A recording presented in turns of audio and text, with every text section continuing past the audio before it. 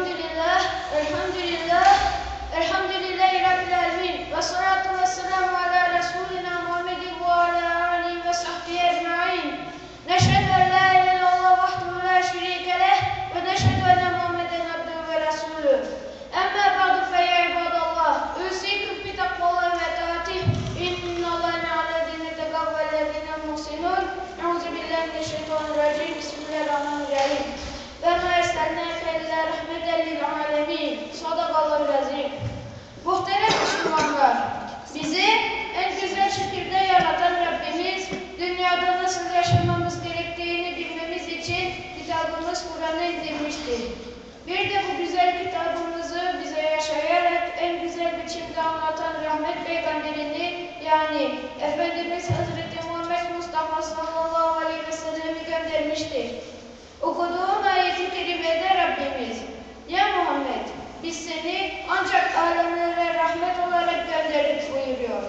Öyleyse Efendimizin konuşması, susması, yemesi, içmesi, her türlü hayatı bizim için rahmettir. Çünkü Kur'an-ı Kerim'de Rabbimiz, "Muhakkak ki Resulüm de Allah'ı çokça zikreden, ahiret gününe iman eden, Allah'a kavuşacağını umanlar için en güzel örnek vardır. Yani en güzel örnekler ondadır" buyurarak bize yolumuzu, yönümüzü gösteriyor. Allah, yarattığı kullarının nasıl olması, nasıl yaşaması gerektiğini Peygamberimizi göndererek bizden istiyor. O halde bizim için ümmet olmakla şeref duyduğumuz Peygamberimiz bir devlettir, bir hazinedir, bir rahmettir. Hutbemi şu ayetin haliyle bitiriyorum. Ya Muhammed, de ki, eğer Allah'ı seviyorsanız bana tabi olun. Bana uyun ki Allah da sizi sevsin, günahlarınızı bağışlasın. Ve gâle aleyhissalatu vesselam, "Ettâibûne bil kemellâden beleh, estağfirullah el-azim ve etûbü ileyh ve es'elûllâhe ehli ve lekûl tevfîk."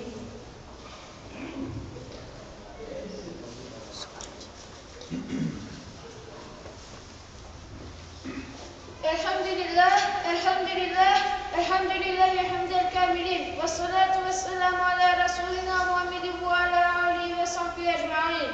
Teazîmen linnebiyyi ve tekrimen lissafiyyi. Ve gâle azze ve celle'nin gâle muhbira ve emira.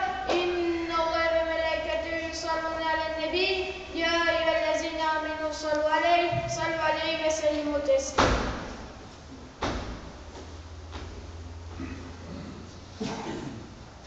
Allah'ım, İslam'a ve Müslümanlara yardım eyle. Devletimizi ve milletimizi her türlü tehlikeden muhafaza eyle. Bize dünya ve ahirette iyilik ve güzellikler ihsan eyle. Bizi, ana babamızı ve bütün müminleri bağışla. Şüphesiz ki sen işiten ve duaları kabul edensin.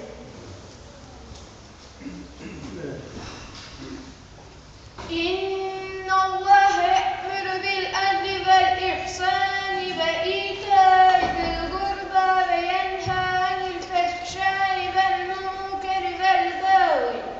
Ya'izukum leallekum tezekkerûn. Şüphesiz ki Allah adaleti, iyiliği ve akrabaya yardım etme emreder. Çirkin işleri, fenalığı ve azgınlığı da yasaklar. O düşünüp tutasınız diye size öğüt veriyor.